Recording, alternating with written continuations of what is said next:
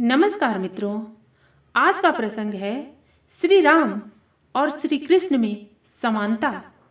मित्रों, प्रसंग में आगे बढ़ने से पहले आप हमारे चैनल को अवश्य सब्सक्राइब कर लेना, वीडियो को लाइक और अपने मित्रों से शेयर करना, एक छोटा सा कमेंट्स लिखकर हमारा उत्साहवर्धन तो जरूर करना मित्रों।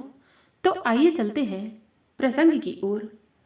मित्रों, श्री राम और श्री कृष्ण में एकमात्र समानता यही थी कि दोनों ही भगवान विष्णु के अवतार थे।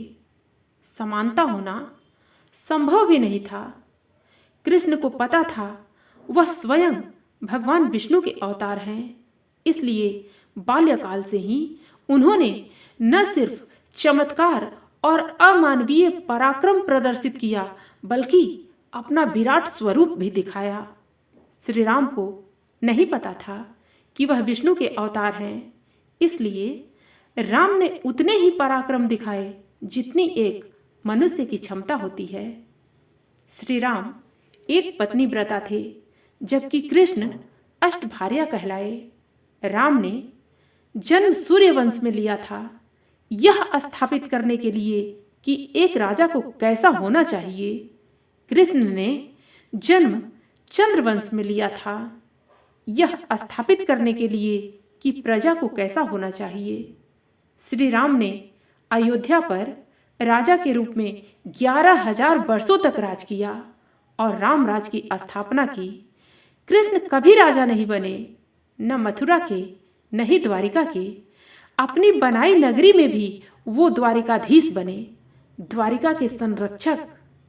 राम राजतंत्र के प्रतीक पुरुष थे, जबकि कृष्ण प्रजातंत्र के प्रतीक पुरुष।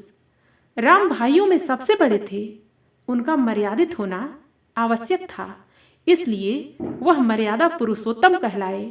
कृष्ण भाइयों में सबसे छोटे थे, उनका चंचल होना स्वाभाविक था, इसलिए वह लीला पुरुषोत्तम कहलाए।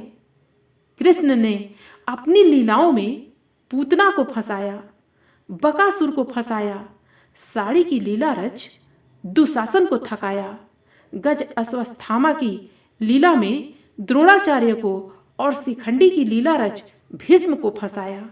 इसके विपरीत राम स्वयं मारीच की लीला में फंस गए। सोने का हिरण नहीं होता, यह जानते हुए भी वह उसके पीछे गए। मारीच से प्रभु का यह दूसरा सामना था। पहली बार मारीच से उनका सामना ताड़का वध के समय हुआ था।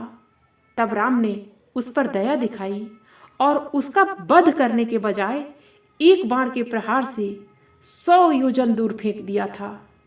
पहली बार वह दया का पात्र था, क्योंकि वह अपनी मां को बचाने का प्रयास कर रहा था, किंतु इस बार वह रावण के कहने पर आया था, इसलिए क्षमा और दया दोनों का ही पात्र नहीं था।